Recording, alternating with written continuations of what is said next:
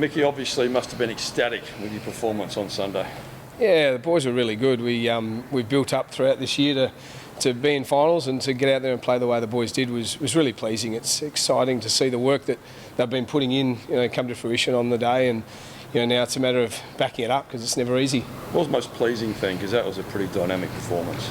Most pleasing thing was probably two things. Was the development players, the guys that obviously we come from local footy. I thought most of them were really outstanding throughout the whole day, but also our younger AFL boys, Zachy Taylor, Luke Nankervis, Braden Cook, these young fellas that are, they're still teenagers and they're working their way through what it's like to play league footy. And, for them to stand up under the heat of a final was really pleasing.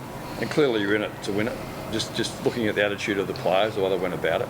No doubt, yeah. These guys, we never don't try and win. We're always trying to win, and we haven't been able to do that in a long time. So it's nice to be in a position where we're fighting, at the top of the table now, and they certainly want to win it. So we'll give it our best shot. You look really invested.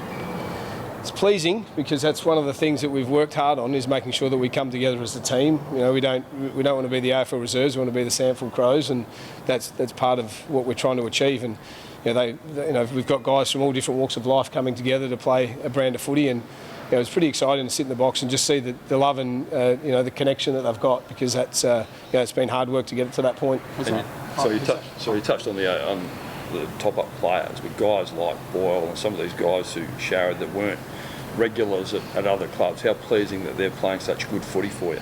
Yeah, it's brilliant. They've really bought into the program, and they bring a different angle because they have played Sandford footy before, a lot of them, and so they know how hard it is, so they can really impress on our younger AFL boys what it's like. But also just, it's for a lot of those guys at the back end of their career, like a Lou Sharrod. But then you've got a Jay Boyle, who's a fireman who trains once a week with us for 20 minutes and then comes out and plays in the league final. So, it's pretty impressive.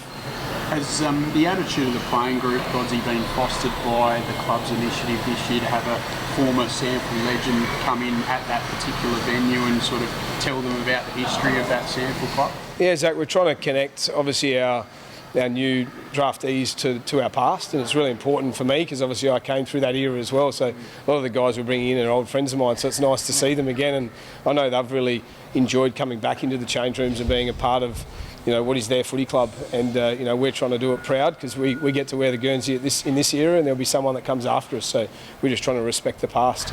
Your ball movement through the corridor was exceptional on the weekend, and high skill level at that. Yeah, the ball movement was excellent, but probably over that for me was our contest work. I thought we really hunted the ball and the man really well, and shape off of that was good, but just the consistent effort at the contest for 4 quarters was really pleasing. North Adelaide's a quick team, so do you look to play the same way and take them on at their game? The 2 games we've played them, it's been up and back pretty quick, so it'll be an exciting game of footy to watch, there's no doubt. So I guess whoever puts a score on is the one, but it'll be a turnover and zip up the other end, and we'll see who scores.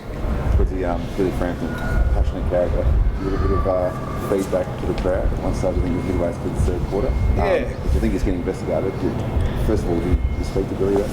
I hadn't spoken to Billy yet. I know the Sandford are investigating it, and I'm sure they'll handle it. But I just, from our point of view, it's not a great look, obviously, but. I just love the way Bill's passion is for the game. He plays at a higher level. He's done it for a long time at AFL and at Sandford level, and he's been enormous for me. One of our senior players essentially at this level, and he's been out here before in finals. So, he's a real positive character around the group. It's happened a couple of times at Glenelg Oval too, 6 or 7 weeks ago too. So we have a little. You said it's not a great look. Do you have a little bit of a chat?